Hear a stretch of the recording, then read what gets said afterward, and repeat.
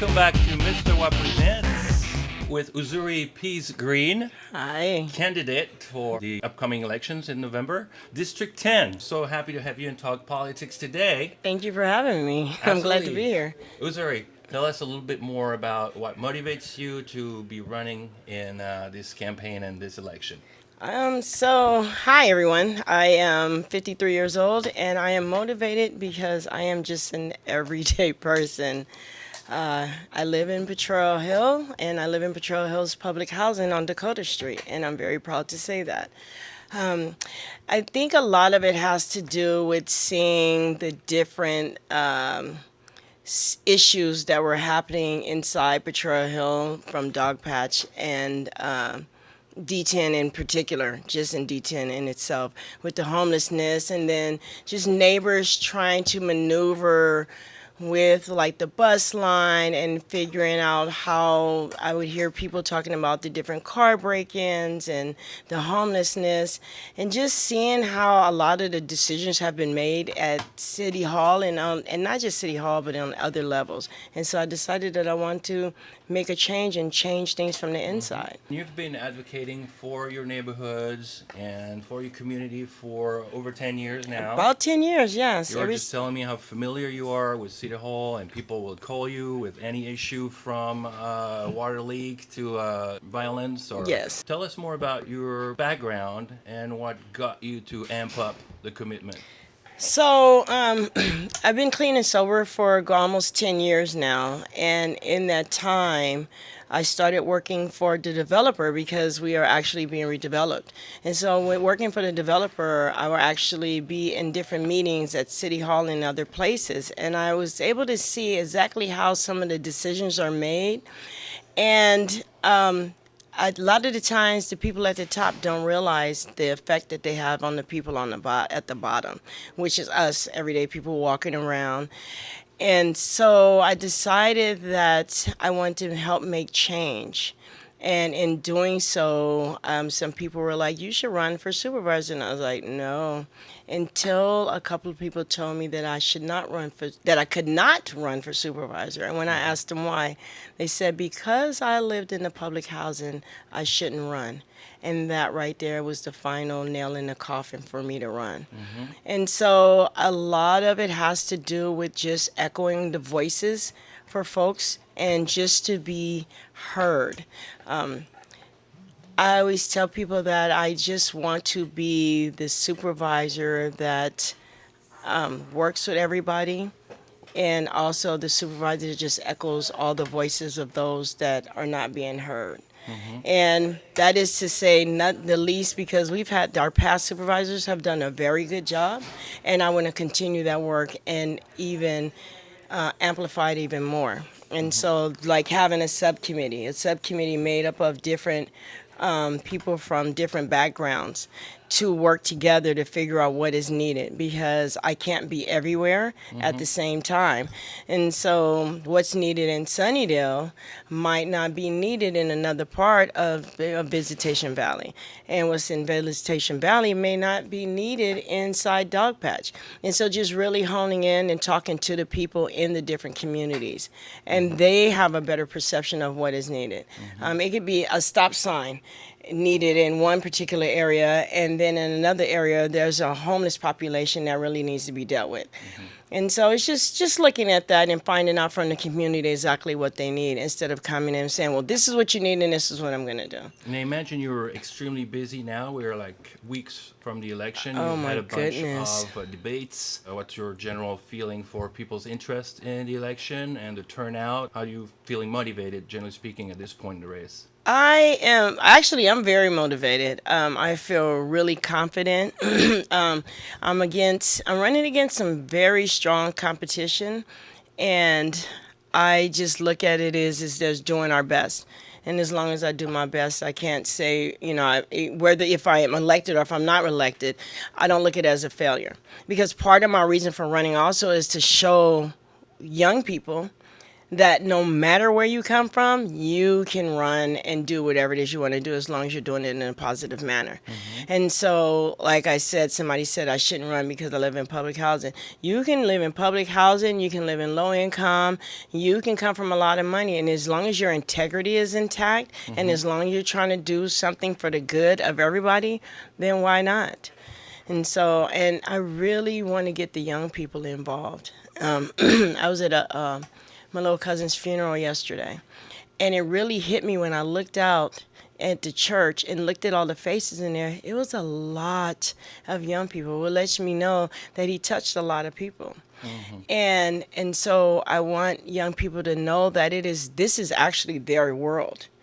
Right. It's their world. It's time for them to take a stand and for them to start stepping up, whether it's getting into politics, whether it's getting their education and getting into politics from school board to supervisor to congressman, whatever it is, even being in the schools and being on the PTA, if you're a mother or a father and being involved inside your kid's school, just in whatever way as possible, but just understanding that this is their world now, and we try to make it better for them. And we live in a strange, obviously, political zone these days with all the circus around us. Does that make people more sensitive to the need for them to step up to the plate and run? Or is everybody throwing their hands up in the air and saying, I don't want to hear about any of this, and they give up? Like, where's the balance? Are people more into entering the game, or are they people into, like, completely giving up on the political game? You know what? So I just read of, like, a friend of mine's daughter is running for school secretary. And then I know of somebody else that they're running for class president. So I'd actually say, and then look at how all the kids in the schools got together after the elections, and how they held their own peace marches and their walkouts, and they did it and they organized it in a beautiful way. So I actually want to say that the young people are actually trying to start stepping up. They just need to be guided and given a platform. Because one of the things is that we as adults, I'm 53 years old, and I try and remember when I was that age. And so a lot of times adults act like young people don't have a voice. And in actuality, they do have a voice. And we have to give them that platform to be able to say what's going on, what's bothering them, and have a thick enough skin to be able to and sit back and really listen. And some of our feelings will get hurt. And that's okay, because they're telling their truths and leaving it open for them to be able to tell their truths. And this was more of a sort of global question, but in San Francisco itself, we had an election last year. In the post-Edley era, how are things shaking up? Are you perceiving some political orientations emerging from the London Breed election, or is it business as usual for San Francisco and you're running like you would have 6 years ago? I think it all depends on who you talk to. I think for myself, politics is it's another beast. Politics can be messy, and some politicians or some people really go overboard when it comes to politics. So for myself, I think I'm glad that London Breed became mayor. And I think she's a very good choice because she comes from all different backgrounds and she can identify with people across the board, from low income to homeowners and in between. Some people are not happy about that, and that's okay. As long as you put your best foot forward. So we were talking about what people think of other people, and I had said in certain instances, it doesn't matter what a person thinks of me per se, when I know that what I'm saying and doing is the correct thing. And sometimes you have to shake things up in order to make change. Right. And it's time to make change. For sure. This is a big old melting pot. San Francisco is a melting pot, and there are all walks of life here. And there's no more of the dark ages. So we have to look at, there's cross-pollination in all different ethnic backgrounds. You have to look at no more can we keep taking our homeless and moving them from this side of the street to the other side of the street. Just really looking at people as people and giving people a voice again. And here we're looking at your website. So you're your web address right here, uzuriforsupervisor.com. And I'm looking at some of the policy elements of your program. So would you tell us more about what people will read on that website in terms of affordable housing, homeless solutions, community policies? What are the main elements of your program that you'd like to explain to your constituents today? Well, it's definitely working with London Breed and the other people that are trying to do their best with the homeless population. Nobody wakes up in the morning and says, "Oh, I think I'll be homeless." It's a gradual effect, and it's something that happens. And some people, they just lose hope, and they realize that, and they just don't know how to get back out of this situation. And then some people are embarrassed. So, like I said, some people will give up hope. You imagine you'd be surprised at how many families are actually homeless and how many children are in our school system that are homeless, and they go to school every day. And a lot of people don't know. So it's that. It's also affordable housing. I am a big advocate for affordable housing and affordable housing for everyone, not just. So in Potrero Hill, they say that low income is six figures. Now, that's because of the surrounding community, but in actual reality, low income is low income. And so there needs to be affordable housing for everybody.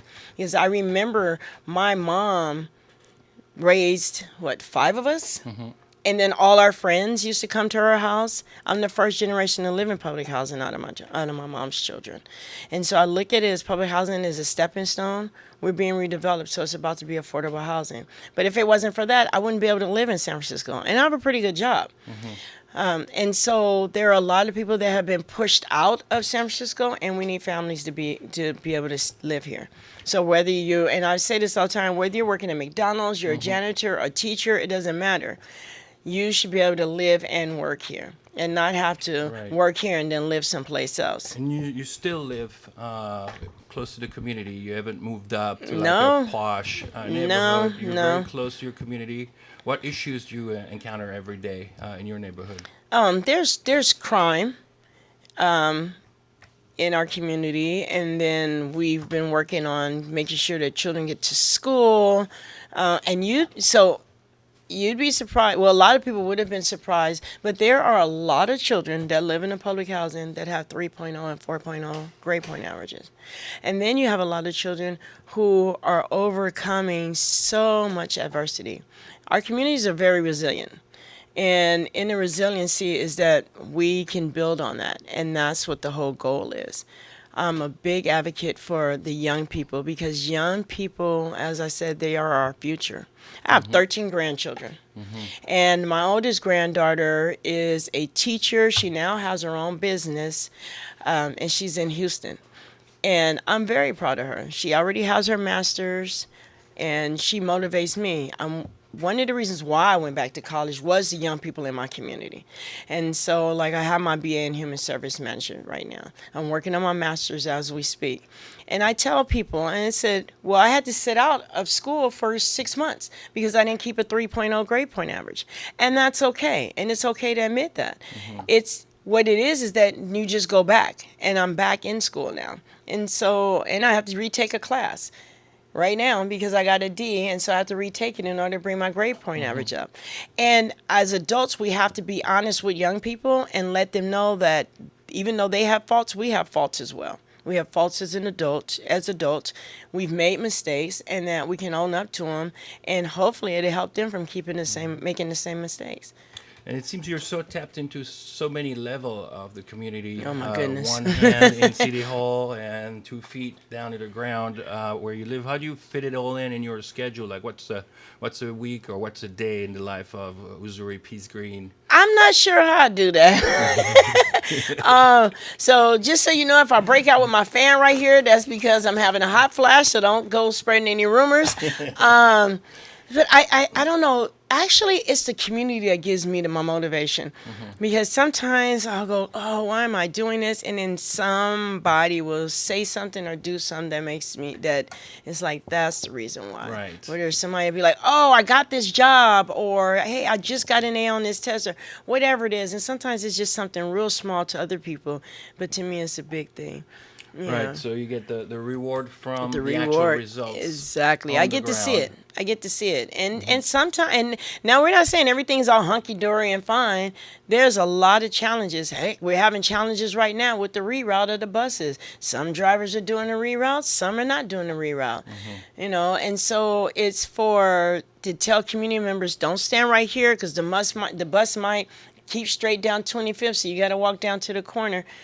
And it's just being encouraging, being Right. encouraging to the community and letting them know that you are worth something. You are an individual, you're a human being, and that's what people really need to remember. We are all human beings. You know, we have the immigration issue going on right now.